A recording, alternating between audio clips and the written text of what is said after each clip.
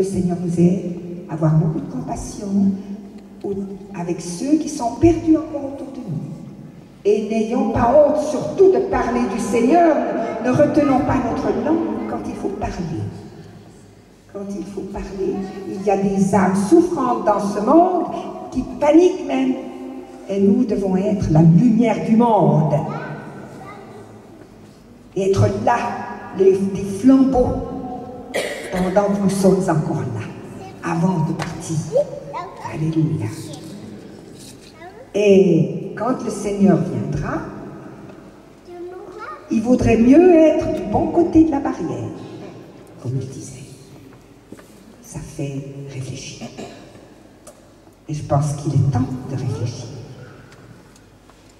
Alors, je vais maintenant vous donner un ou deux témoignages d'expériences que nous avons faites, Samuel et moi,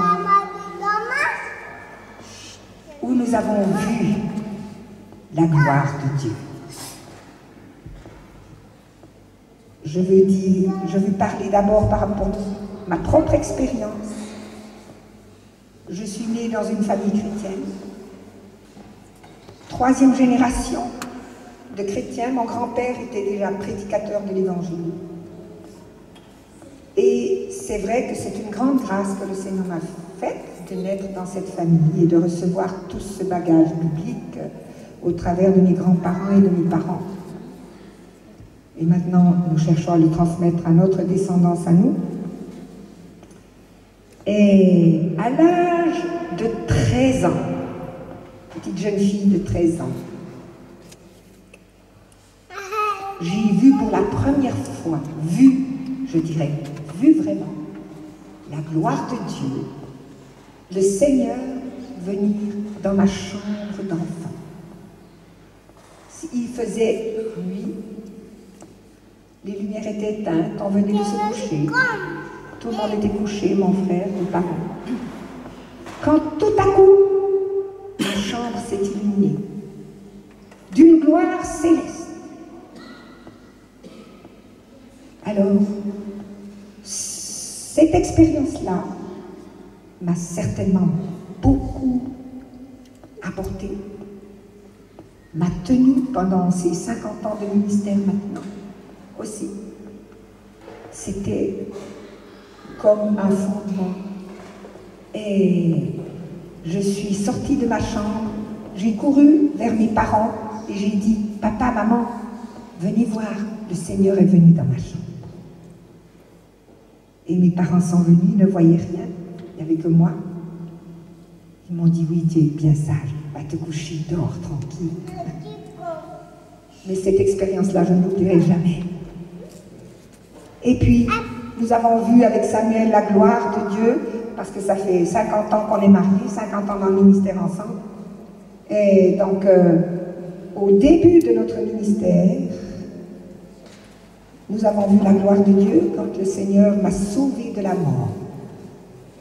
Je suis une miraculée. Il y a 46 ans, j'ai eu un long sursis déjà, il y a 46 ans, j'étais sur mon lit de mort. Au Tchad. Nous étions missionnaires au Tchad avec mon mari. Et 2 de nos enfants étaient déjà nés là-bas. Ils étaient tout petits, c'était des bébés. Quand la mort a voulu venir me chercher au travers d'une crise de paludisme aigu et une hépatite virale à la fois. Alors j'étais couchée sur un lit de camp dans une case africaine. Et je n'avais plus mangé depuis 10 jours et je ne pouvais plus boire. Même l'eau ressortait avec la pipe et tout ça. J'étais à l'article de la mort. Je sentais la mort venir. Les mouches commençaient à m'ouvrir. Je commençais à sentir mauvais déjà. Quand Samuel et les autres missionnaires étaient dans une pièce à côté en train de prier pour moi, s'il y avait encore possibilité d'un miracle de la part du Seigneur pour me sauver. Et moi, j'étais couchée sur mon lit de camp. Quand j'ai entendu la voix de Dieu me dire, crois-tu que je peux faire, que je peux te guérir? J'ai dit oui, Seigneur, mais je n'avais même plus la force de prier. Vous savez, quand vous êtes au bord de la tombe, vous en êtes là. Je sais ce que c'est. Je n'avais plus la force de prier. Même plus, j'ai dit, Seigneur, donne-moi un petit peu de force pour croire. Juste pour croire. Et le Seigneur m'a donné ce petit peu de force-là que j'avais demandé. Il était dit tout à l'heure, celui qui demande reçoit. Oui. Eh bien, il m'a donné exactement cela. Alors j'ai pu, avec cette petite force-là, me jeter en bas de mon lit, ramper par terre. J'avais 27 ans à l'époque. Je rampais par terre.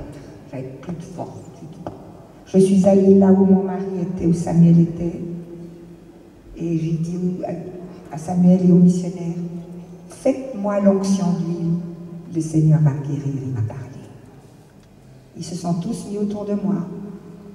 J'étais par terre encore. Ils m'ont imposé les mains. Ils ont fait l'onction d'huile.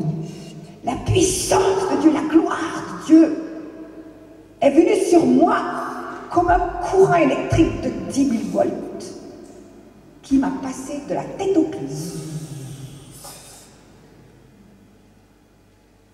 Je me suis levée, rappelez-vous, je ne pouvais pas marcher là. Je me suis levée, j'ai dit, je suis guérie, je suis guérie. Jésus m'a guérie. Alléluia! Alléluia!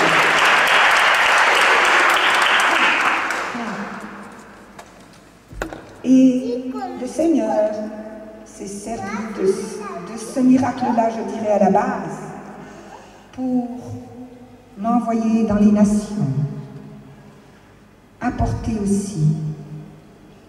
C'est lui qui le fait, mais il m'utilise avec les paroles de connaissance, pour relever des malades de lit de mort, comme moi. Et c'est un grand privilège, une grande responsabilité. Ça fait 50 ans que je suis à l'école, à cette école-là, et j'ai fait beaucoup de classes pour améliorer ce que Dieu voulait faire.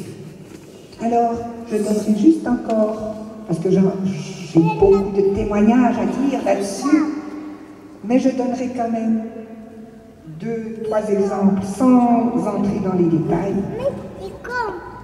où le Seigneur s'est glorifié, nous avons vu la gloire de Dieu.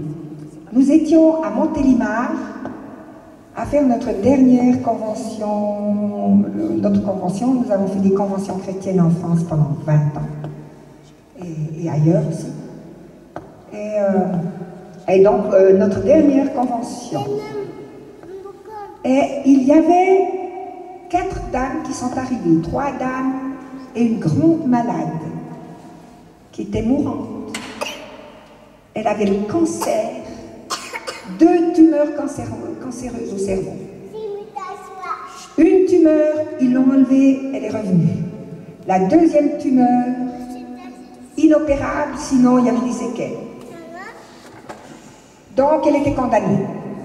Et cette dame est venue, elle était squelettique, grise. Déjà, on voyait la mort sur elle. Et les autres dames, ses amies, ont dit on va t'emmener à une convention où peut-être le Seigneur va te toucher. Et moi, je ne connaissais pas cette dame, elle était dans l'auditoire. Je ne l'ai pas particulièrement remarquée, mais le Seigneur, lui, il savait qu'elle était là. Alors il me donne cette parole de connaissance qu'il y a quelqu'un qui souffre de tumeur, d'une tumeur cancéreuse, les médecins ne peuvent plus rien faire, c'est inopérable, je ne sais plus, j'ai donné des détails.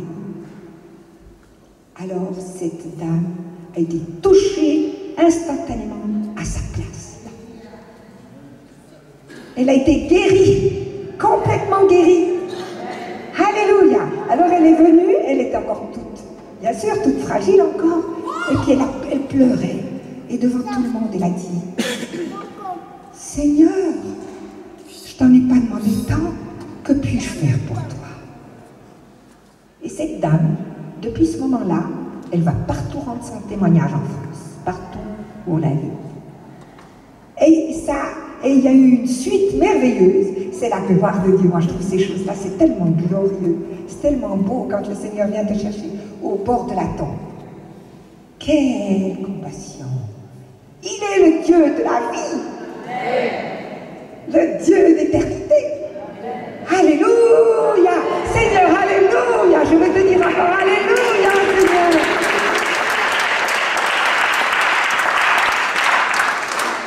Je ne cesserai jamais de m'émerveiller devant un miracle du Seigneur. Jamais. C'est comme si j'en voyais un pour la première fois. À chaque fois. C'est tellement grand, c'est tellement beau. Sachons apprécier ce que Dieu fait. Alors, après cette dame, elle avait une amie qui avait un mari inconverti. Cette dame, elle s'appelle Yvette, donc je cite son nom.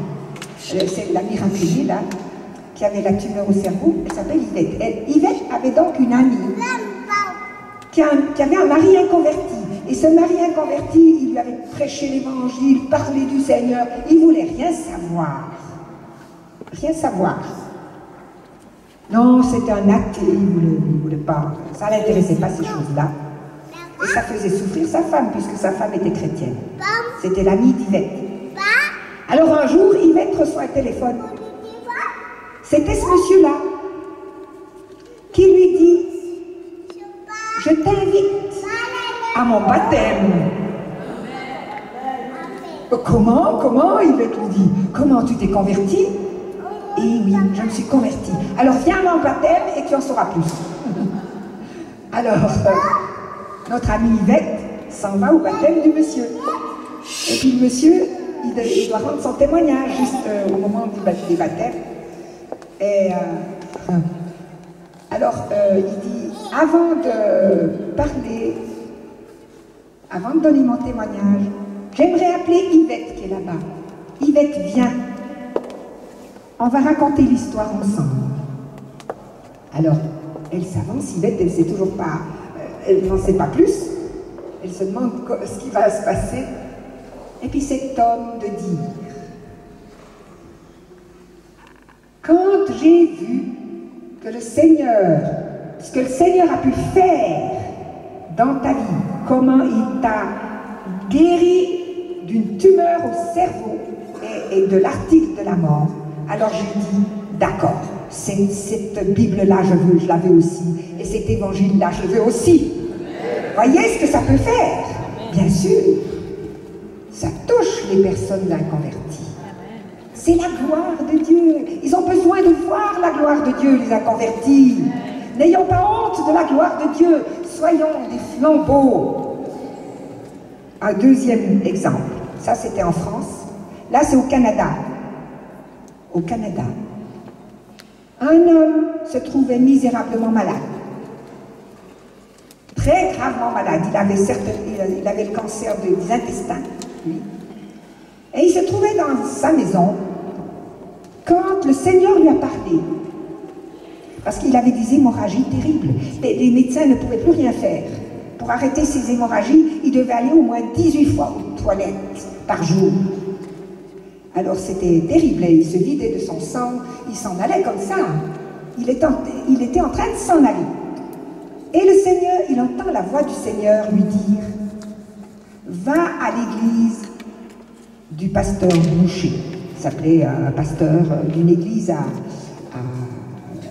Gatineau, près d'Ottawa.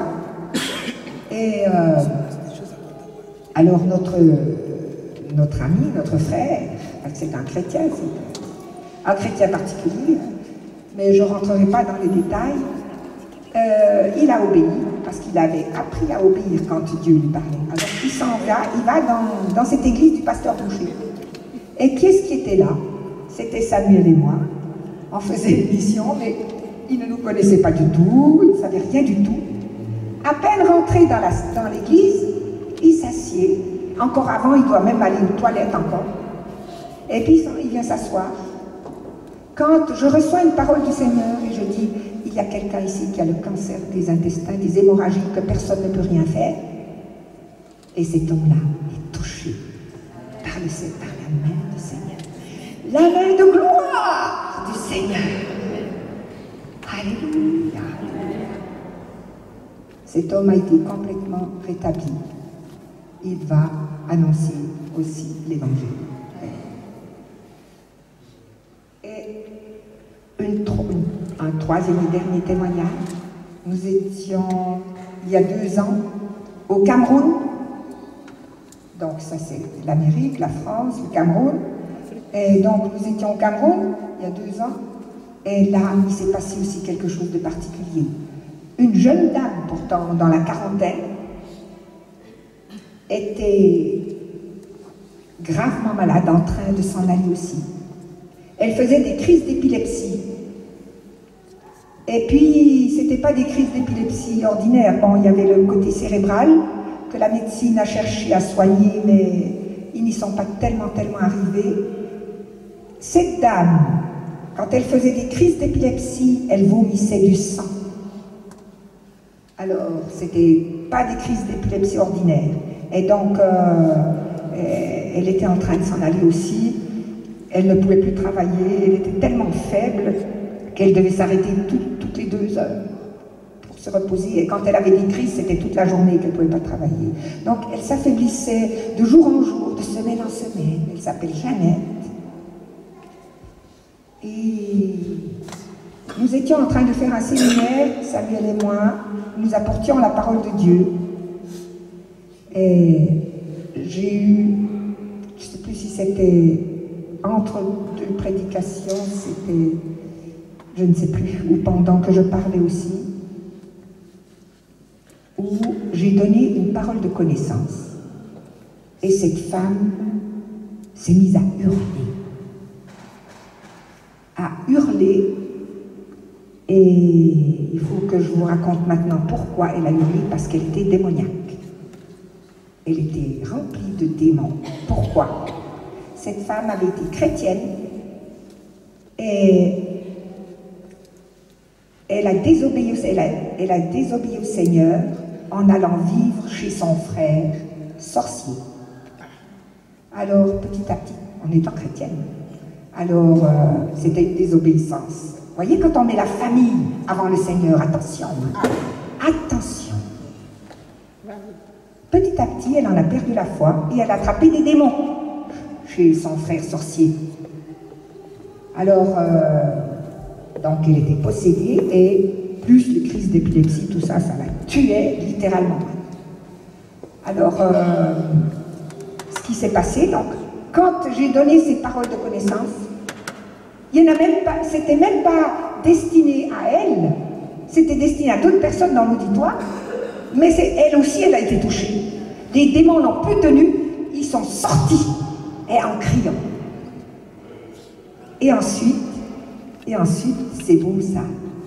Ensuite, elle était dans une paix, elle est comme, elle était presque tombée, oui, par terre en fait, à cause de sa crise d'épilepsie. Puis là, elle s'est assise sur sa chaise, dans une paix, son visage rayonnait. Et elle a commencé à parler en langue. Elle a donc retrouvé ce qu'elle avait perdu, ce qu'elle avait abandonné. Le Seigneur lui avait pardonné. Mais il faut que j'ajoute, quelques jours auparavant, le Seigneur lui avait parlé dans sa maison. Elle avait été interpellée dans sa maison et elle avait demandé pardon au Seigneur dans sa maison avant de venir à la réunion. C'est pourquoi elle était prête. Quand l'Esprit de Dieu était là, en train de se mouvoir, alors cette dame était prête. Elle a été délivrée de ses démons. Alléluia! Oh Seigneur, merci, merci Seigneur, tu es glorieux, tu es majestueux, rempli de gloire, rempli de majesté. Oh la majesté du Seigneur, oh la sainteté du Seigneur. Et je voudrais, pour terminer, encore répéter que celui qui est saint se sanctifie encore. Qui peut prétendre être assez saint pour entrer dans la gloire de Dieu? La gloire, la sainteté de Dieu. Attention! que celui qui est saint se sanctifie encore. Ceux qui se souillent encore, c'est ce qu'on voit dans le monde. Mais nous devons continuer de nous sanctifier et de faire bien attention qu'il n'y ait pas de tache sur notre robe. Évitez tout lieu impur. Fermez vos oreilles à tout ce qui est impur. Ne regardez pas tout ce qui est impur. Chaque fois que vous le faites, vous attristez le Seigneur de gloire. Parce que vous êtes son enfant et vous le faites quand même. Alors, à jouer avec ça, vous risquez de jouer avec votre âme. Seigneur, nous voici devant toi. Oh, la gloire de ta présence. Oui, ça a été tellement bien chanté tout à l'heure. Nous voulons te rendre gloire, Seigneur de gloire. Nous nous courbons devant toi. Oui, la gloire du ciel nous attend. Tu allais nous préparer une place là-haut. Et nous nous réjouissons d'être auprès de toi. Et nous voulons veiller à la santé de notre âme. Seigneur, reçois l'adoration qui t'est due. Tu es le seul digne d'être adoré. N'adorons pas les choses de ce monde. Maintenant, on se permet d'utiliser le mot adorer pour rien du tout. J'adore les cacahuètes. J'adore n'importe quoi. Ce mot-là est réservé à Dieu seul. N'adoptons pas le langage du monde. Là aussi, ça attriste le Seigneur. Ça offense le Seigneur. Le Seigneur est un Dieu saint. 3 fois saint. Qui peut prétendre être assez sanctifié pour entrer dans sa présence? Travaillons à notre sanctification, chacun de nous. Et que le Seigneur vous bénisse maintenant à l'écoute de sa parole.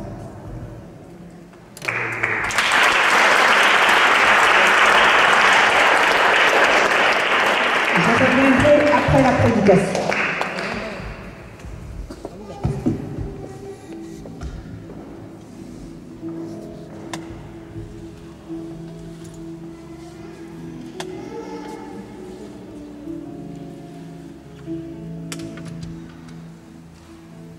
Seigneur, merci pour ta grande compassion.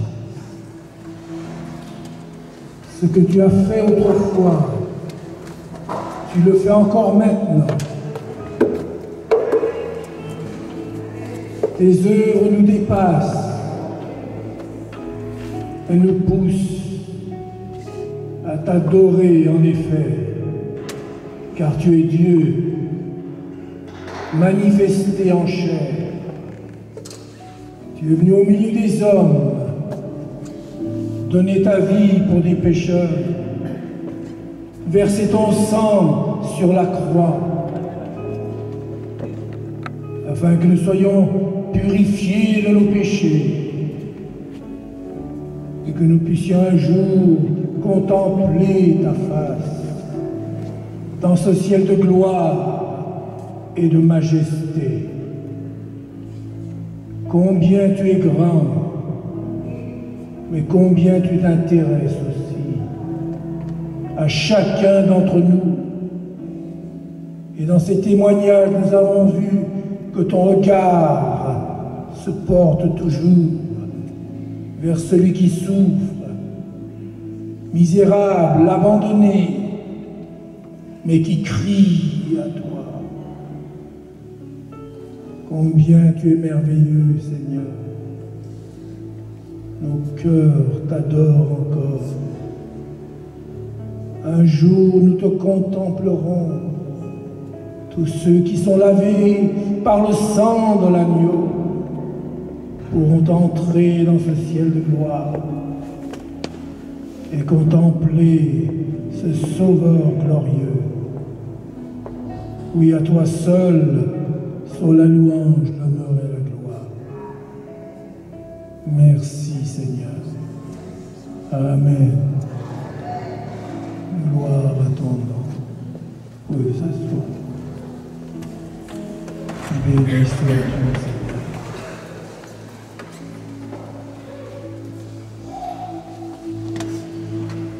Seigneur nous a déjà parlé au travers de tous ces témoignages. nous montrer sa compassion. Et qu'il est toujours près de celui qui a le cœur brisé et qui crie au fond de son cœur.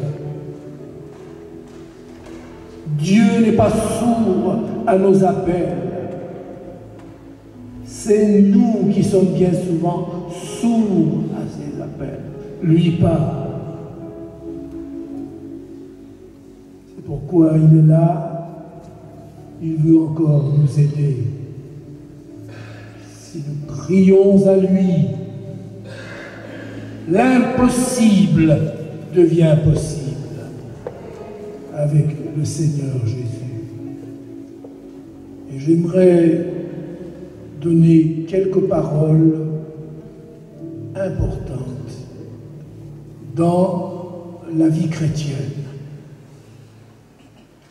J'aimerais donner 5 priorités de la vie chrétienne. 5 priorités. La vie chrétienne a des priorités. Pour beaucoup, c'est quelque chose qu'on fait le dimanche matin, ou alors pour des fêtes à Pâques, Pentecôte, ou à Toussaint. Et le reste du temps, on vit pour soi. La priorité est ailleurs. Les priorités ne sont pas donc à leur place. Et nous allons, pour découvrir ces priorités, on va prendre 5 textes bibliques. 5. Je ne serai pas trop long, mais j'aimerais que ces versets bibliques parlent à notre cœur. Et il y a surtout une expression qui va revenir dans chacun des textes que je vais vous donner. Une expression qui va nous montrer qu'il y a là une priorité.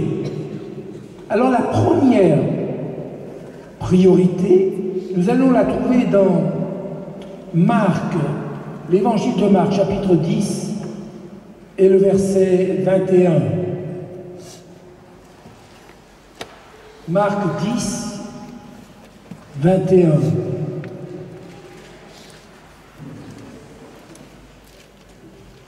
C'est l'histoire du jeune homme riche dans la Bible. Vous connaissez certainement ce passage. Et voici ce qu'il est dit. Les disciples furent étonnés de ce que Jésus parlait ainsi.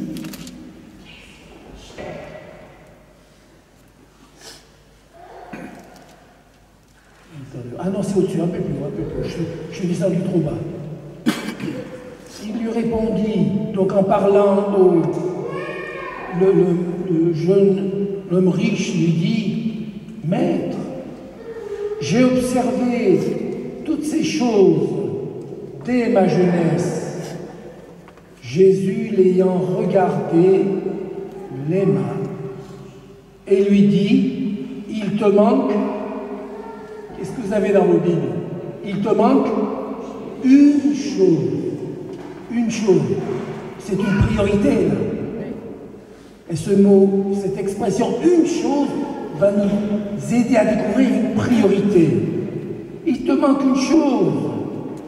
Va, vends tout ce que tu as, donne-le aux pauvres, et tu auras un trésor dans le ciel. Puis viens et suis-moi. Mais, affligé de cette parole, cet homme s'en alla, tout triste, car il avait de grands biens. Alors, juste quelques pensées importantes.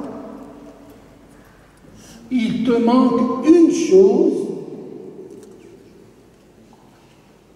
Vends tout ce que tu as. Et il nous est dit tout de suite après que ce jeune homme avait beaucoup de richesses. Pourtant, il a dit qu'il avait observé beaucoup de choses concernant la loi. Donc c'était quelqu'un de religieux et il avait observé beaucoup de choses. Mais il lui lui manquait l'essentiel. Et la première priorité, si je puis dire ceci, c'est la priorité du salut. La priorité du salut sur nos pratiques religieuses, sur une religion. Beaucoup de gens ont une religion, comme ce jeune homme était religieux, mais il lui manquait l'essentiel. Et quand il est dit, ce jeune homme s'en alla tout triste, dans le texte grec, il est dit, il partit complètement décontenancé, il était complètement presque déprimé. C'était comme si une bombe lui était tombée sur la tête. Et comment vendre ce que j'ai? Voyez-vous, son cœur était attaché à l'argent plus qu'à Dieu. Il avait une idole dans sa vie. Et Jésus, voyant cela, c'est pourquoi il est dit, Jésus l'ayant regardé, l'aima. Que c'est beau. Il l'aima. Il a vu en ce jeune homme un esclave. Quelqu'un qui mettait en pratique les commandements. On aurait pu dire aujourd'hui, oh, mais c'est quelqu'un de religieux. Il n'y a rien à dire, tout va très bien. J'ai observé toutes ces choses depuis mon enfance. Mais Jésus n'est pas satisfait avec cela. Parce qu'il sait que la religion ne peut pas satisfaire ni changer quelqu'un. Et ce qui est beau avec Jésus, c'est qu'il dit toujours la vérité. Il lui dit, jeune homme, tu as une religion, mais cette religion ne peut pas te sauver. Ta foi est plutôt une foi superficielle, mais s'il y a une idole dans ta vie, cette idole, c'est l'argent. Et hélas, des multitudes sont esclaves de cette idole de l'argent, n'est-ce pas vrai? Et Jésus l'a bien dit, en parlant de l'argent, vous ne pouvez servir Dieu et Mammon. Et Mammon, c'est le Dieu de l'argent.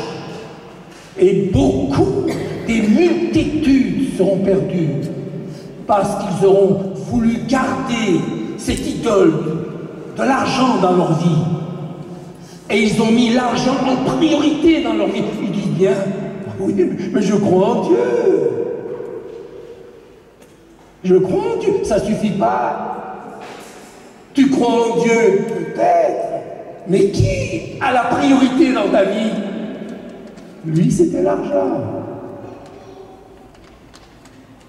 Et vous savez, quand on ne donne pas à Dieu la première place, c'est comme s'il n'avait pas de place du tout.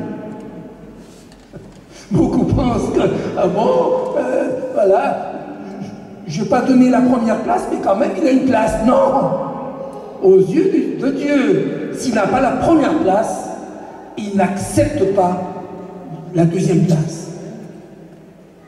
Avec le Seigneur, c'est tout, c'est rien. Mais malheureusement, l'homme est ainsi. Il veut toujours s'arranger, faire des compromis. Et il est parti tout triste parce qu'il n'a pas décidé d'abandonner cette idole qui détruit la vie de multitudes de gens.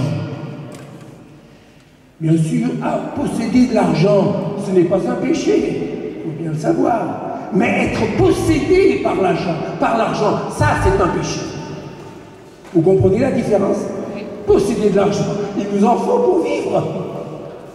Mais être possédé par l'argent, ça c'est autre chose. L'argent est un bon serviteur, mais un mauvais maître. Mais aussi un Dieu abominable. Et des multitudes seront perdues parce qu'ils auront mis l'argent en premier dans nos vies. Alors c'est un avertissement, la priorité du salut. Tu peux avoir l'argent du monde entier, mener une vie correcte même, mais aux yeux de Dieu, Dieu n'a pas la première place. Tu as été créé pour adorer Dieu.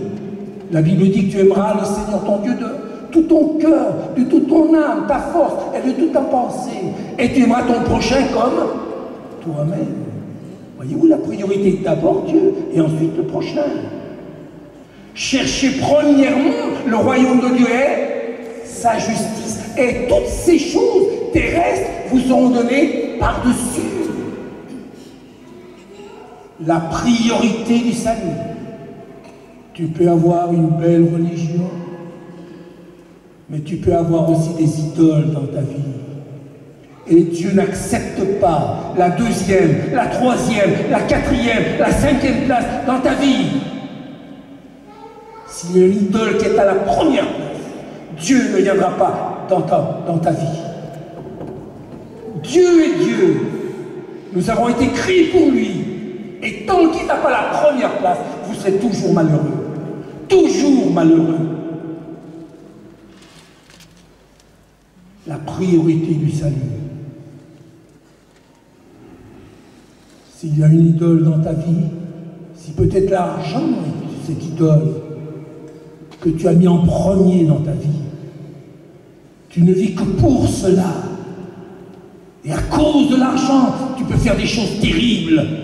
L'argent est à la racine, est une racine de tous les maux, nous dit la parole de Dieu. L'argent a détruit des individus. L'argent a détruit des familles, des couples qui s'aimaient tendrement, où tout allait parfaitement. Mais l'argent est venu comme une idole détruire cette harmonie. L'argent fait que l'homme ne s'occupe plus de sa femme ni de ses enfants.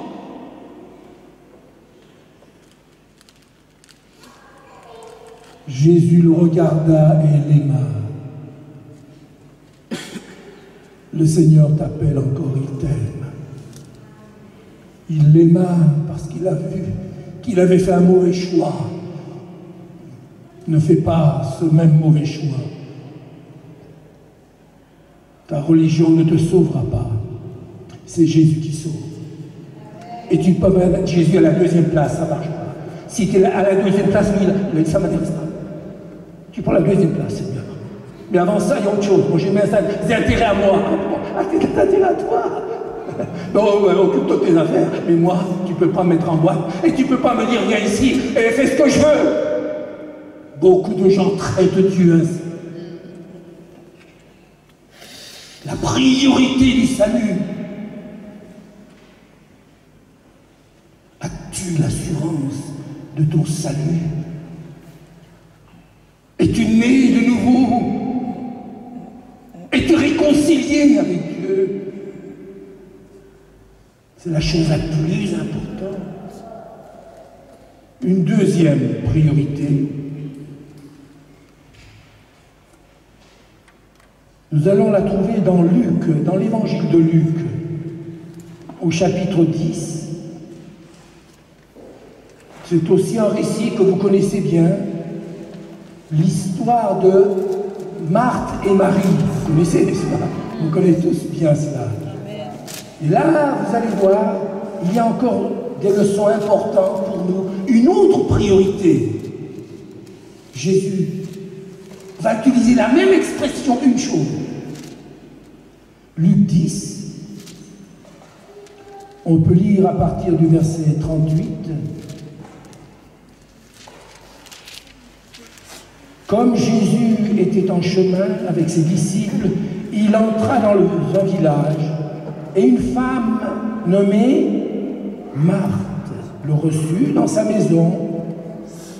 Elle avait une sœur nommée Marie, qui s'étant assise aux pieds du Seigneur. Voyez-vous, notre frère, le pasteur a parlé, qu'il voudrait être là, comme être assis devant le Seigneur. J'ai dit, voilà, c'est exactement la pensée que j'ai eue aussi.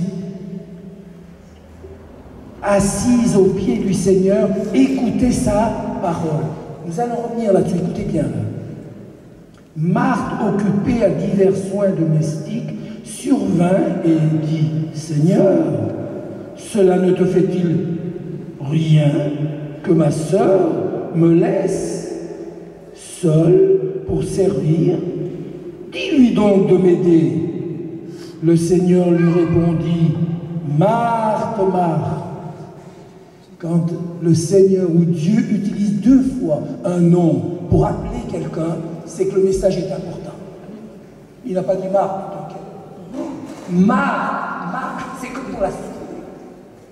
Elle est là complètement dans son monde, occupée par divers soins, comme il est dit, occupée par les affaires de la famille.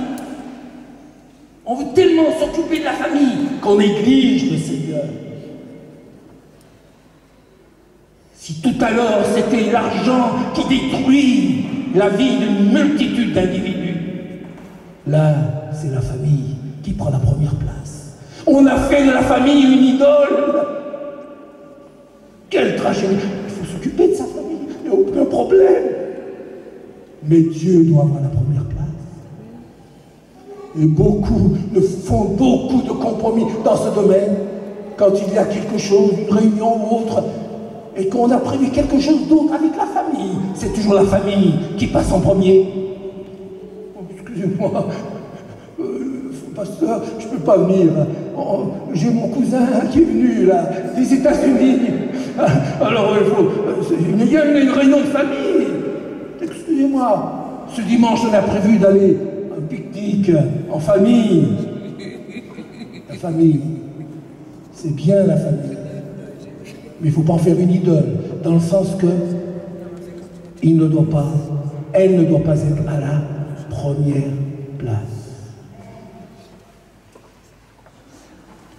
Et je continue, Marthe, secoue-toi, tu t'inquiètes et tu t'agites, voyez-vous, dans l'inquiétude, dans l'agitation, pour beaucoup de choses, et trotter dans sa tête. Et qu'est-ce qu'il dit le Seigneur? Beaucoup de choses. Alors, une seule chose. Ah, voilà de nouveau l'expression, une seule chose est nécessaire. Marie a choisi la bonne part qui ne lui sera point ôtée. Et ici, nous allons voir que c'est la priorité de la parole de Dieu. Vous avez vu, quand il est dit, elle était assise aux pieds du Seigneur, écoutez sa parole. Une chose est nécessaire, Marthe, tu t'inquiètes, tu t'agites pour beaucoup de choses. Mais tu as mis la famille avant moi, ta sœur n'a pas fait cela. Ta sœur est venue se mettre à mes pieds, car je ne suis pas là tous les jours avec vous. Je vais bientôt partir. Et elle a fait le bon choix, car elle a, il est dit, mais Marie a choisi la bonne part. Il y a des choix que nous devons faire, et des bons choix. C'est un bon choix quand on met le Seigneur en premier. C'est un mauvais choix si tu mets ta famille en premier. Dieu aime la famille, c'est lui qui l'a créée. Mais pour que cette famille reste dans l'unité, l'harmonie et la paix, cette famille a besoin du Sauveur, a besoin de Dieu, a besoin du bon berger, a besoin du Maître, pour que tout s'harmonise, pour que chacun trouve sa place, car chacun sera heureux dans la mesure où chacun regarde au Seigneur. Là, c'est une famille unie autour de Jésus. Cette unité sera là et durera. Mais sans le Seigneur, tout se dispersera un jour. Même si pour le moment tu crois que tout va bien, tu as l'impression que tu n'as pas besoin de Dieu, puisque tout va bien. Ah bon? J'aimerais t'entendre un peu plus tard, dans quelques mois, dans quelques années. Ton erreur, tu la payeras un jour. Ta négligence, tu la payeras. Ton mauvais choix, tu le payeras. Ce qu'on sème, on le récolte. Marie, une seule chose est nécessaire. Marie a choisi la bonne part, qui ne lui sera point ôtée. Voyez-vous, à partir du moment où on fait le choix de Dieu, mais maintenant c'est ici le choix de la parole de Dieu. Une fois qu'on devient chrétien, qu'on est sauvé, la prochaine étape, c'est d'écouter cette parole de Dieu. Cette parole est comme le lait du nourrisson qui doit se nourrir pour grandir. Et un chrétien qui se dit chrétien et qui ne se nourrit pas du lait de la parole de Dieu, l'apôtre Pierre nous dit que ce lait est un lait spirituel et pur. C'est-à-dire qu'il n'y a pas de mélange, il n'y a pas d'impureté, il n'y a pas de microbes, il n'y a pas de bactéries, il n'y a rien. C'est le lait pur de la parole de Dieu. Cette parole qui est une parole de Dieu. N'est-ce pas merveilleux? Et là, nous pouvons avoir confiance. Ne dit-on pas que le lait maternel, c'est le lait le plus nourrissant pour le nourrisson, le bébé? C'est le lait le plus parfait. Il n'y a pas mieux que le lait maternel. Aujourd'hui, on veut s'en priver, on fait beaucoup de choses, on cherche autre chose. Mais rien ne remplacera le lait maternel. Comme rien ne remplacera la parole de Dieu. Tôt ou tard, il y aura des lacunes. Tôt ou tard, il y aura des manquements. Certaines vitamines manqueront, certains minéraux, certains oligo-éléments. Sur le moment, ça va. Mais dans quelque temps, ces lacunes viendront à la lumière et la maladie s'installe. Marie, elle a fait une seule chose. La priorité de la parole de Dieu, assise au pied du Seigneur, elle écoutait la parole. Et vous savez, quand il est dit ici, écoutez la parole, mais beaucoup de gens disent, mais moi j'écoute la parole de Dieu aussi. Moi je connais moi la Bible et tout ça. Mais vous savez, entre écouter et la mettre en pratique, ça fait deux choses. Vous êtes d'accord avec moi? Amen. Et ici, le verbe écouter veut dire ceci. C'est pour ça que ça a plu au Seigneur. Parce que le Seigneur lisait dans le cœur de Marie.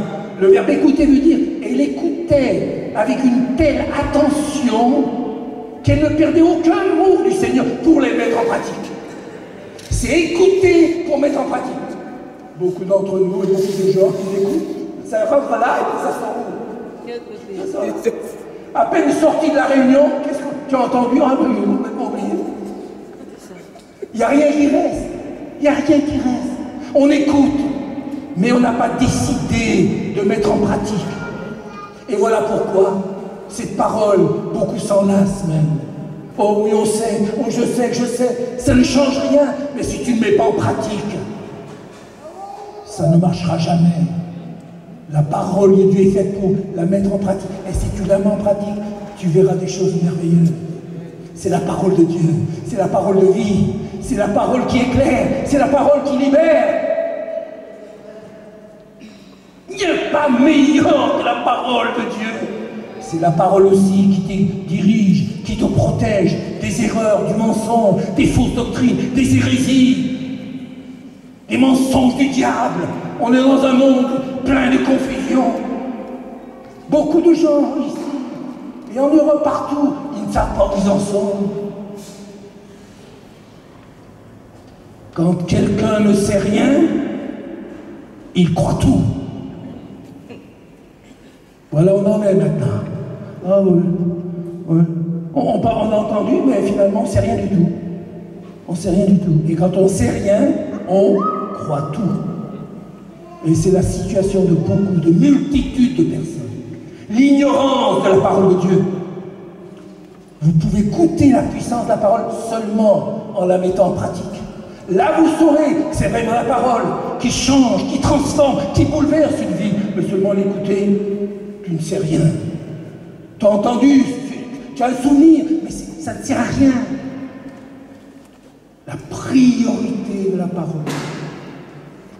Si vous dites que vous êtes sauvé, que vous avez accepté Jésus comme votre sauveur, et que vous négligez cette parole, vous êtes en grand danger.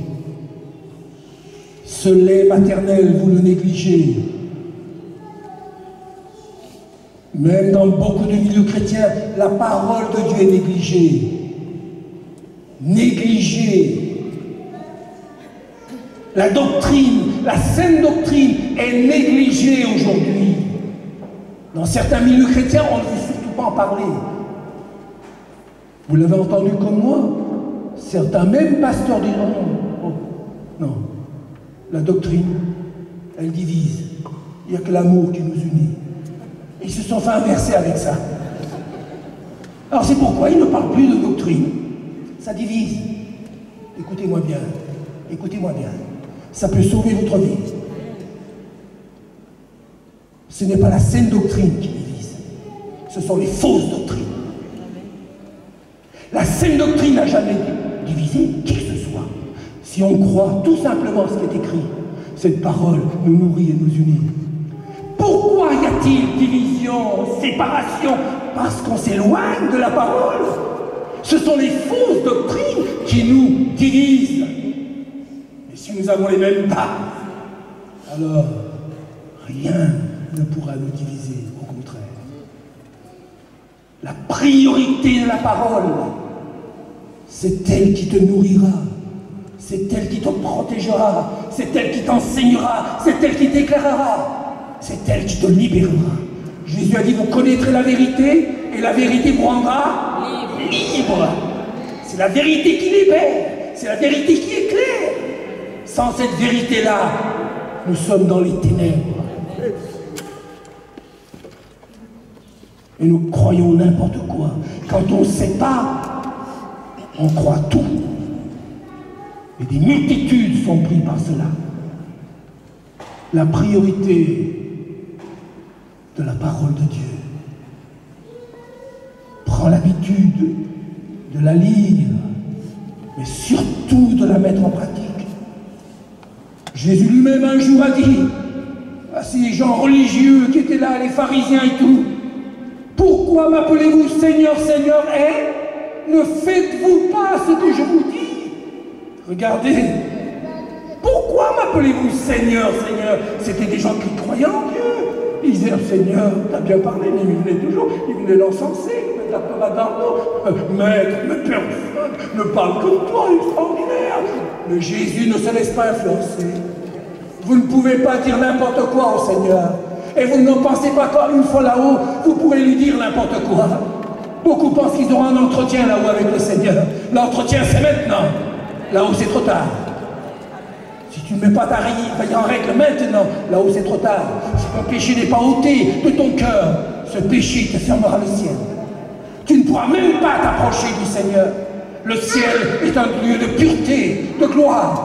Et aucun péché n'entrera là-haut. Tout ce que tu as prévu, prémédité pour dire, c'est trop tard, tu ne le pourras pas, c'est maintenant. C'est maintenant le jour du salut, c'est maintenant le moment favorable. Maintenant. Le mot de Dieu, c'est toujours maintenant. Le mot du diable, c'est toujours demain. Demain. Oui, demain. Demain, je me mettrai en pratique. Demain, je me convertirai. Demain, je ferai ceci. Demain. Et quand le lendemain arrive, qu'est-ce qui se passe? Demain, pas aujourd'hui, tu es fatigué aujourd'hui. Tu es fatigué. Non, demain. Non, maintenant, j'ai dit. Non, tu es fatigué. D'un seul coup, il y a la famille qui arrive aussi, ou un ami qui se présente. Oui, bon, c'est vrai. Je voulais faire un... Ah, mais ils sont là. Je ne peux pas, mais à demain. Le lendemain arrive et il y a encore autre chose.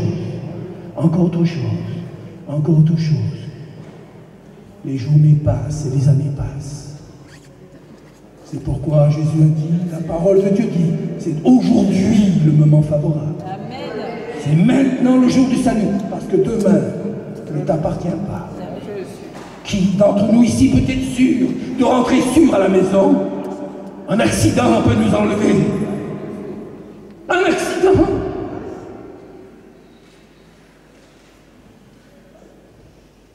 La priorité de la parole de Dieu vous donnera la sagesse aussi pour ne pas croire n'importe quoi et n'importe qui. Si vous êtes ignorant, les séducteurs sont là. Et ils vous diront n'importe quoi. Et même si un ange venait vous parler, et que cet ange vienne contredire ce que la parole de Dieu dit, cet ange-là, c'est un ange de lumière.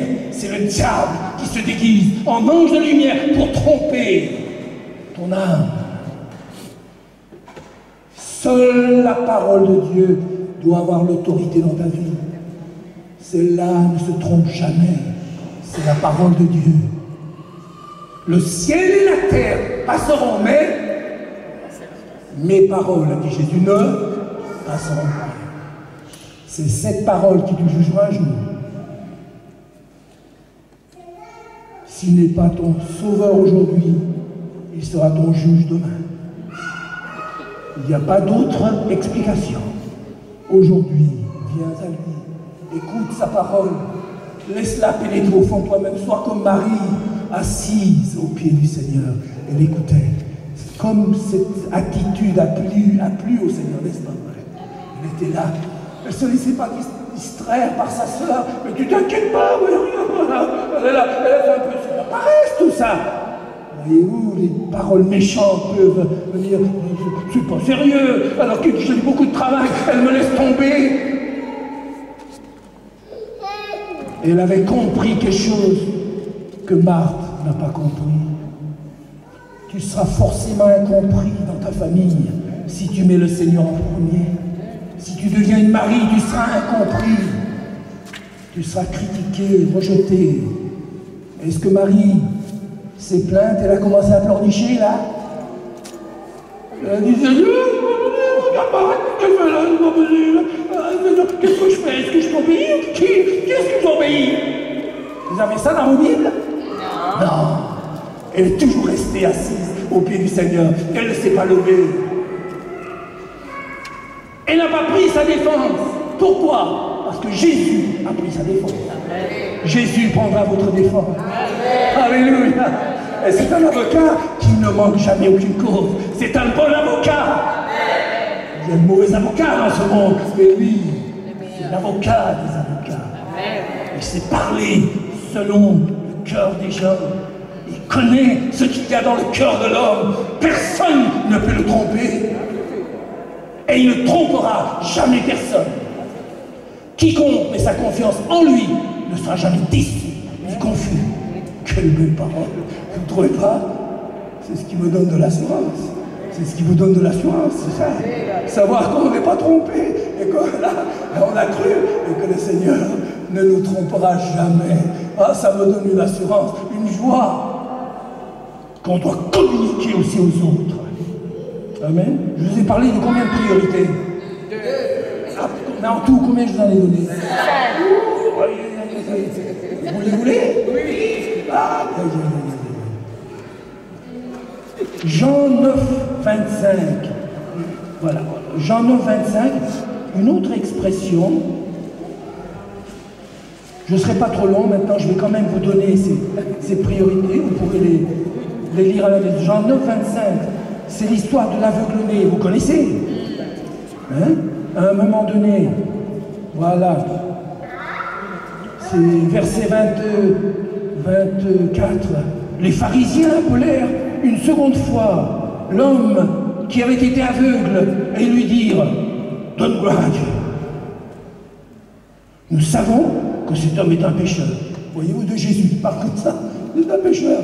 Vous savez, quand on ne veut pas croire, regardez toutes les bêtises qu'on dit, tous les mensonges. On dit que c'est un pécheur parce que Jésus les dérangeait. Quand quelqu'un est critiqué, dérangé, on dit n'importe quoi. Pour se défendre, on jette de la boue sur n'importe qui. Il voulait jeter de la boue sur le Seigneur. Et puis qu'est-ce qui s'est passé là? Alors ici, Donne gloire à Dieu, savant que cet homme est un pécheur. Il répondit, s'il est un pécheur, je le sais. Et après, qu'est-ce que vous avez dans vos Bibles? Je sais une chose. Aïe, il avait déjà les priorités, lui. Une chose, c'est que j'étais aveugle, et maintenant je vois. Merveilleux. Ils lui dirent, quand t'a-t-il dit? Que t'a-t-il dit? Comment t'a-t-il ouvert les yeux? Il leur répondit, je vous l'ai déjà dit, et vous n'avez pas écouté.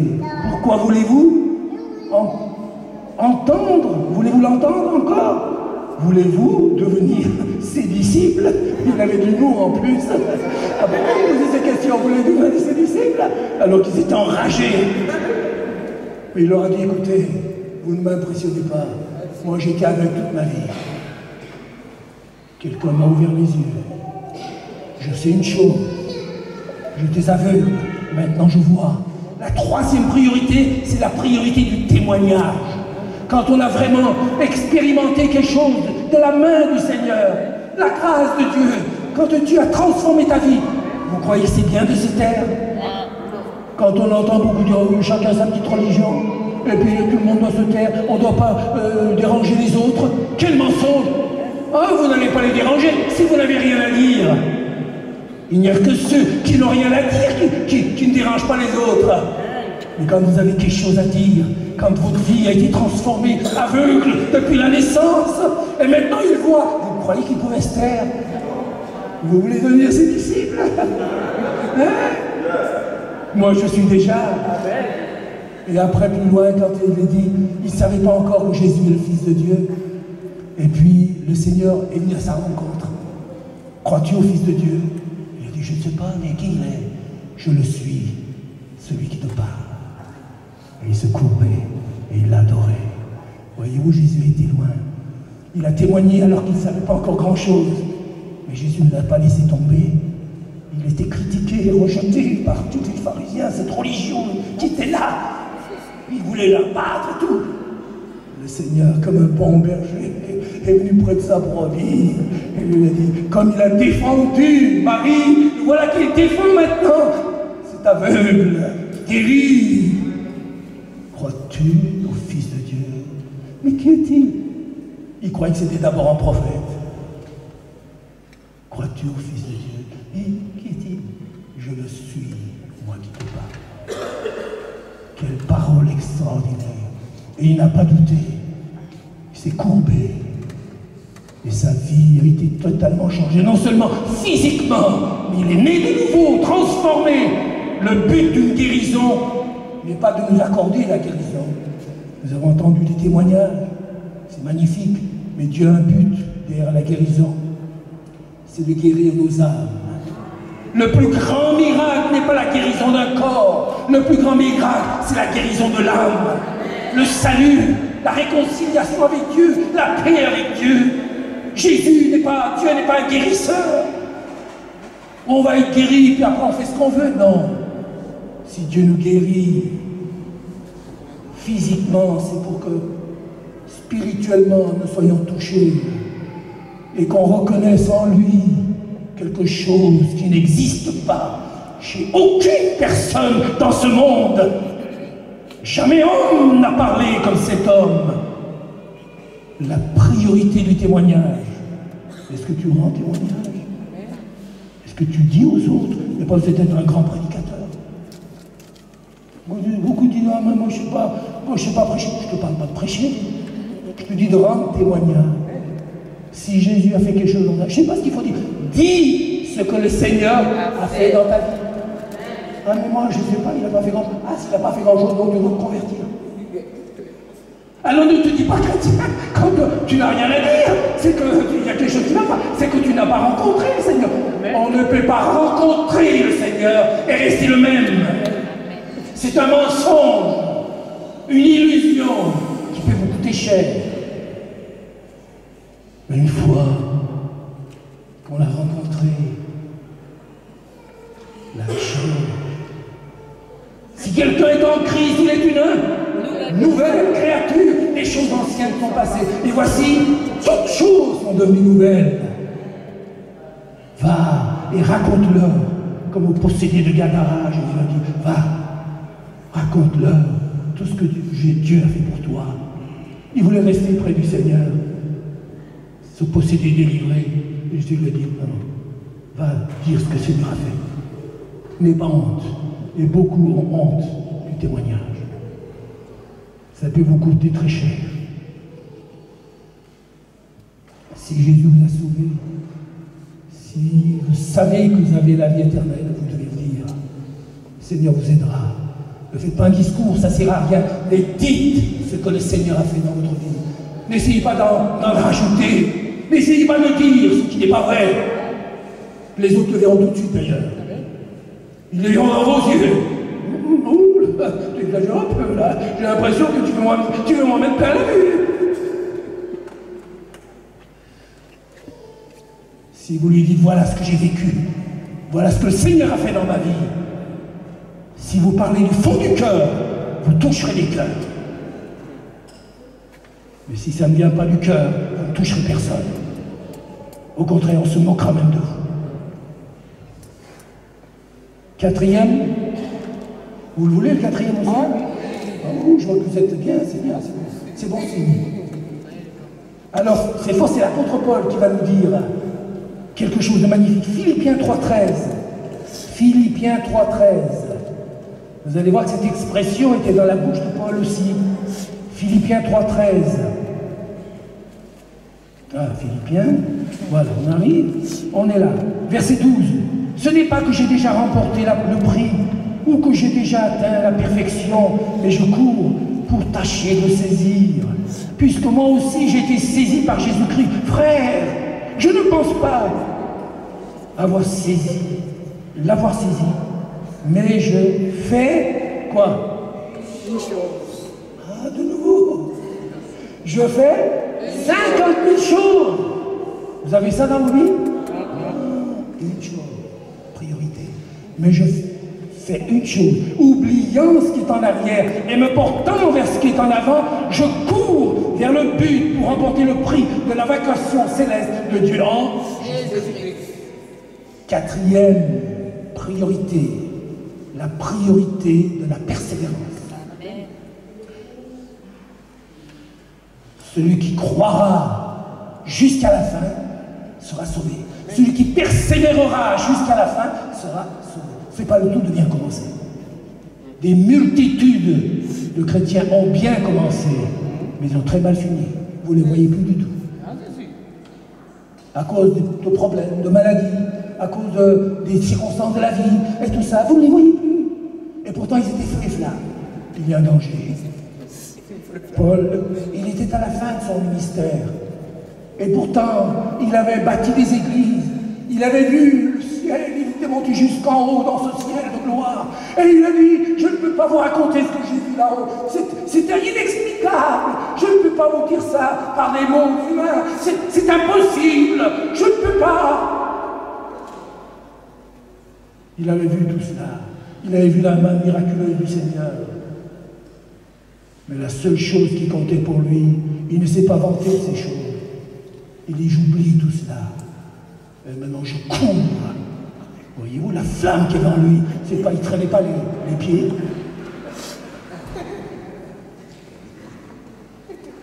Certains viennent aux réunions en traînant les pieds. Ah ouais, bon, faut pas que ce soit trop long, hein. Pas trop long. Sinon, je sais le chemin de la sortie, moi.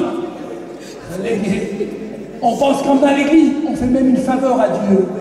C'est comme si on regardait Dieu. Je suis là, hein. Il n'est pas temps de moi. Il est un terrain de bénir, hein. Vous voyez comment on considère Dieu? On traîne les pieds et on veut que Dieu nous bénisse. Et on respecte. Je cours. Regardez, Paul, je cours. Malgré toute cette vie riche d'apôtre, le plus grand apôtre de l'Église chrétienne, celui qui a eu la révélation de l'Église, il aurait pu se vanter de mille choses. Oubliant ce qui est en arrière, je fais une chose. Je cours pour remporter le prix de la vocation céleste de Dieu en Jésus-Christ, la priorité de la persévérance. Personne n'a pu l'arrêter. Mais pour certains chrétiens, un petit bobo les arrête tout de suite. J'avais lu une fois cette pensée, certains ont plus peur d'un éclat d'obus, d'un éclat de rire, que d'un éclat d'obus. Un éclat d'obus, ça leur fait rien, mais un éclat de rire, la moquerie, ça, ils ne supportent pas. Tu te rends compte, il s'est moqué de moi au travail. Il se moque de moi. Chrétien, toi, chrétien. Tu vois bien que il n'y a que les grands-mères qui croient en ça. Tu vois bien, la personne. Pour certains, ça passe pas. Ça passe pas. Un éclat d'obus, on tient le coup. Mais un éclat de rire, la moquerie, le mépris, la calomnie, beaucoup ne supportent pas cela. Jésus, on s'est bien moqué de lui. Les premiers apôtres ont été jusqu'à la mort, jusqu'au martyr. Rien n'a pu les arrêter. Et nous, une petite moquerie, un petit regard de travers. On commence à perdre sa foi déjà.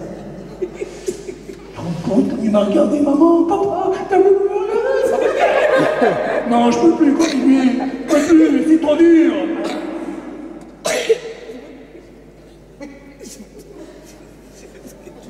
Personne ne vous arrêtera. Si vous restez fidèle au maître, le bon berger sera avec vous. Même si 10 000 tombent à votre droite, vous tiendrez debout. Le bon berger n'abandonne jamais sa brebis fidèle. Il ne vous abandonnera jamais. Jamais, jamais. Sa houlette et son bâton nous rassurent. La priorité de la persévérance. Celui qui a mis la main à la charrue, qu'est-ce qu'il doit faire? Il ne doit pas regarder en arrière.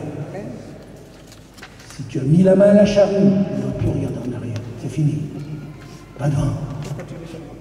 Avance. Le Seigneur sera avec toi. Si tu restes près de lui, il restera près de toi. Et tu verras combien il est bon.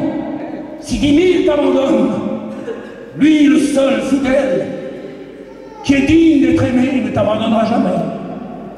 Est-ce qu'il a commencé en toi? Il l'achèvera pour la gloire de Dieu. Amen. Et la 5e priorité, 2 Pierre 3, 8, 5e priorité. Dorothée en a parlé un petit peu. De 2 Pierre 3, 8. 3, 8. Verset 7, tandis que par la même parole, les cieux et la terre d'à présent sont gardés et réservés pour le feu, pour le jour du jugement et de la ruine des hommes impies. Mais il est, qu'est-ce que vous avez dans vos livres? Une chose, soulignez, une chose. Mais il est une chose, bien-aimé, que vous ne devez pas ignorer, c'est que devant le Seigneur, un jour est comme 1000 ans, et 1000 ans sont comme un jour. Mais le Seigneur ne tarde pas dans l'accomplissement de la promesse, comme quelques-uns le croient, mais il use de patience envers vous, ne voulant pas qu'aucun périsse, mais voulant que tous arrivent à la repentance. 5e priorité, la priorité du retour de Jésus. Jésus revient. Es-tu prêt? Et il ne va pas t'avertir quand il viendra. La Bible dit que du temps de Lot, de Noé, quand le déluge est arrivé, qu'est-ce qu'il est écrit? Personne ne se doutait que le déluge allait arriver. Personne. Ils étaient là, chacun faisait tout ce qu'il faisait comme d'habitude. Hein, les autres étaient au jeu au foot, les autres étaient dans un bal en train de danser, l'autre était à la bourse en train de son argent, et tout ça, ils sont là, ils sont là.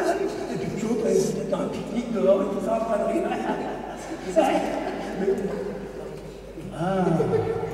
Ils ne s'en doutèrent point. Le déluge est arrivé. Oh, c'est quel coup.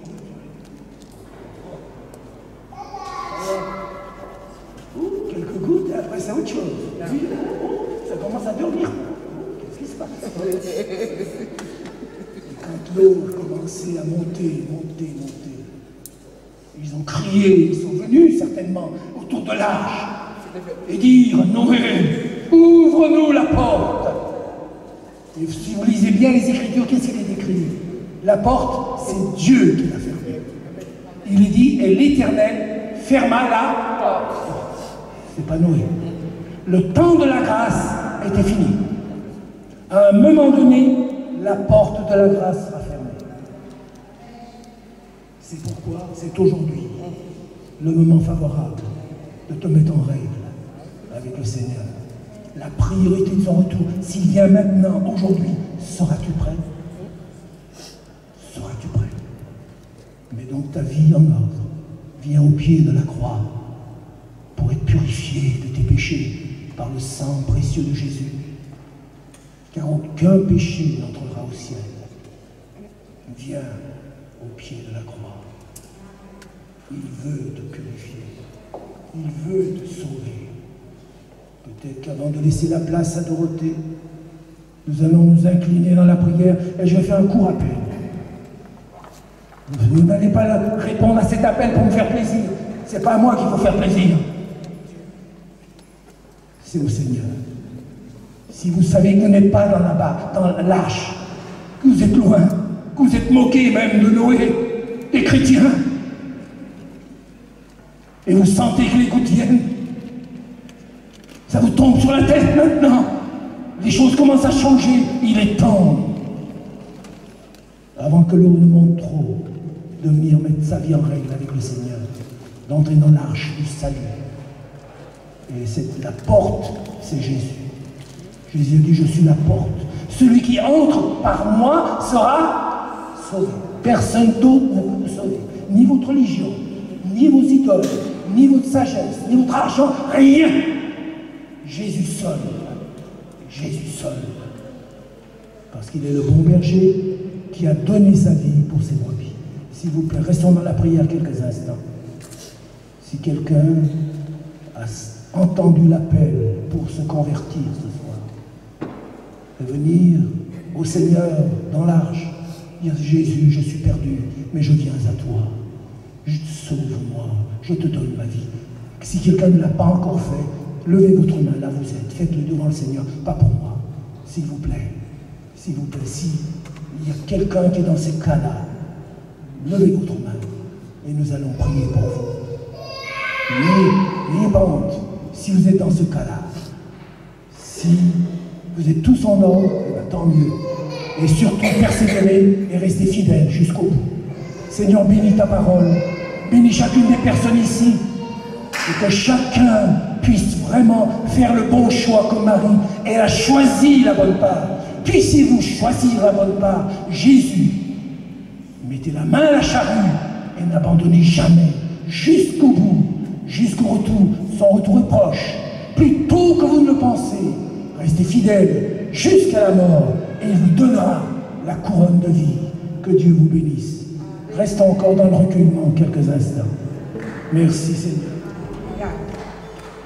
Alléluia, alléluia. Gloire à toi Seigneur pour ce merveilleux message. Je voudrais vous souligner ceci, parce que vous ne pouvez pas le savoir, c'est que c'est constamment maintenant, depuis plusieurs années, de nombreuses années quand même, que le Seigneur confirme nos deux ministères d'une façon remarquable. Ça aussi, c'est un miracle. Le Seigneur peut utiliser un couple dans le ministère et de façon à ce que ça le glorifie. C'est pourquoi, les pasteurs, je vous exhorte beaucoup à ne pas mettre vos femmes de côté. Excusez-moi de le dire, parce que ça se fait quand même beaucoup. Ça se fait beaucoup et c'est dommage. Regardez un peu. Nous, on ne se consulte jamais. On ne se dit jamais ce qu'on reçoit du Seigneur, ça ne dit pas ce qu'il va prêcher. Moi, je ne lui dis pas ce que je reçois du Seigneur, du tout. Et puis, nous recevons les mêmes choses, ou les choses qui confirment.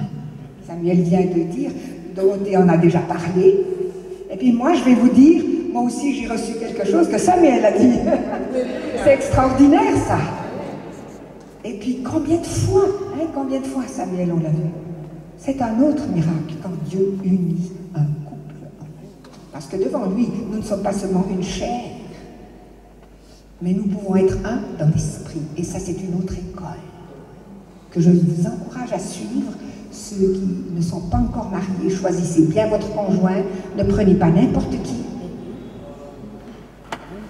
Mais laissez le Seigneur choisir, c'est ce qu'il a fait pour nous, et il l'a surnaturellement confirmé.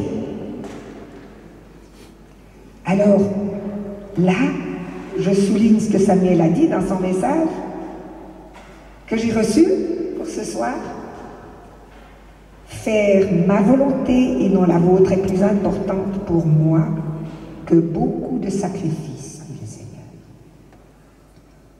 Pour moi, l'obéissance, dit le Seigneur, vaut mieux que les sacrifices. Ça a été dit aussi. Je vous ai laissé un exemple, dit le Seigneur. Je pouvais dire, je ne fais rien de moi-même. Je faisais toujours ce qui était agréable à mon Père. En faisant ainsi, vous glorifierez mon nom et celui de votre Père qui est dans les cieux. Voilà ce que le Seigneur vous dit aussi. Soumettez-moi toujours vos projets et laissez-moi vous conduire. Pourquoi toujours prendre des décisions toutes seules? Nous-mêmes, comme si on était suffisants, s'il vous plaît, pour prendre des décisions. Je crois qu'il y en a un qui est au-dessus qui prend de meilleures décisions. Ne pensez pas. Soyons assez humbles, assez conscients de nos lacunes, de négligence, pour dire Seigneur, je veux te laisser conduire ma vie. Soumettez-moi toujours vos projets, laissez-moi vous conduire. Mes pensées sont au-dessus de vos pensées, mes voix au-dessus de vos voix. C'est ainsi que vous découvrirez que mes plans pour chacun de vous sont parfaits et qu'en moi, il n'y a pas d'erreur. Et c'est ce qui vous permettra de marcher sereinement dans ce monde troublé. Alors, le Seigneur m'a donné une parole ici parce qu'il connaît les cœurs. Il connaît ce que l'homme, ce que les autres ne voient pas, ce qui se passe dans le secret de ton cœur. C'est ça, la parole de connaissance. C'est ça. Alors, le Seigneur sait qu'au milieu de nous, il y a un serviteur de Dieu qui, au fond de lui-même, se pose certaines questions. Ce serviteur est un peu découragé au fond de lui-même et le Seigneur vient ce soir te donner à toi, serviteur de Dieu, une parole tout à fait personnelle pour toi. Le Seigneur te dit, tu dis parfois en ton cœur, c'est en vain que j'ai travaillé, que je me suis fatigué. C'est en vain que j'ai couru partout et que j'ai prêché, que je me suis couché parfois tard la nuit et que je suis littéralement épuisé intérieurement. Mon serviteur, te dit le Seigneur, sois ferme, inébranlable.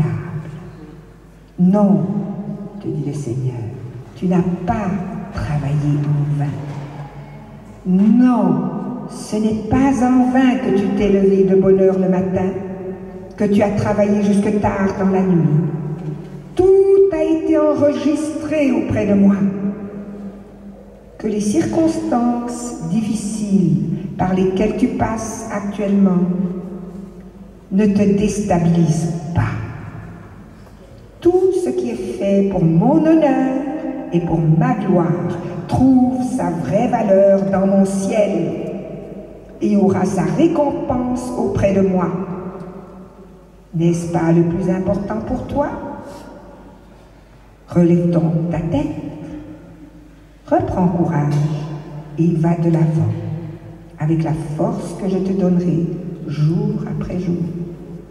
Mon serviteur, reprends courage, Réalise que ce n'est pas pour les hommes que tu vis, que c'est pour moi, ton divin être.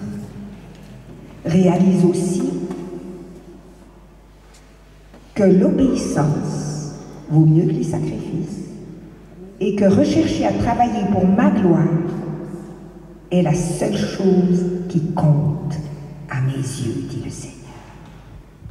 Voilà cette parole pour toi, cette parole de consolation, cette parole d'encouragement.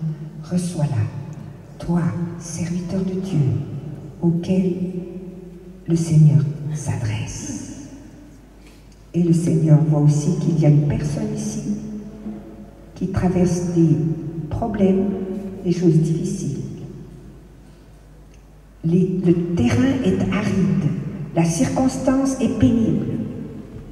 Et le Seigneur te dit, c'est une dame, je sais que tu traverses des lieux arides en ce moment. Ce désert brûlant que tu traverses, je le connais. Prends courage, tu n'es pas seul. Je serai toujours ton guide, et au milieu de ces difficultés qui t'accablent, je rassasierai ton âme. Tu verras que je suis vraiment ton Papa céleste, ton Père céleste. Je te porterai sur mes mains de père et comblerai ton cœur en manifestant ma présence à tes côtés. Je redonnerai de la vigueur à tes membres qui parfois sont extrêmement fatigués. Le Seigneur va te fortifier, madame. Cette fatigue va s'en aller aussi. Reçois cette parole encourageante de la part du Seigneur. Le Seigneur est ému de compassion quand il voit nos faiblesses. Il ne nous délaisse pas, il ne nous accable pas. C'est un Dieu compatissant. Son esprit est là. Et il travaille dans les cœurs. Il est le réparateur des brèches.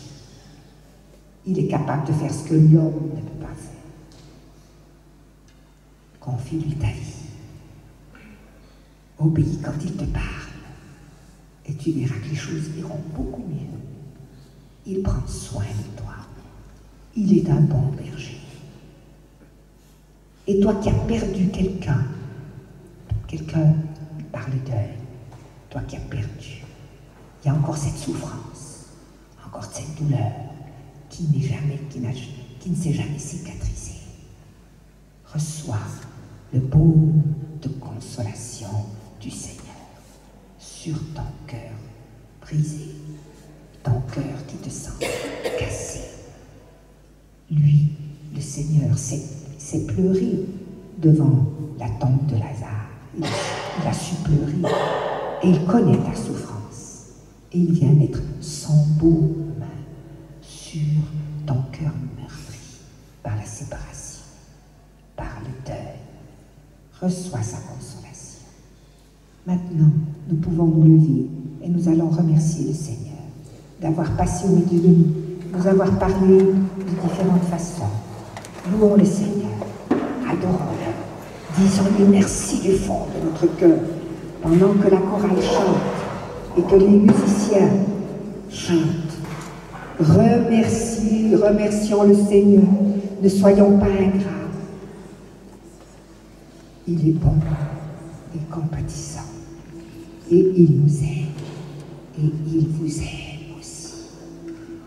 Confiez-lui complètement votre vie.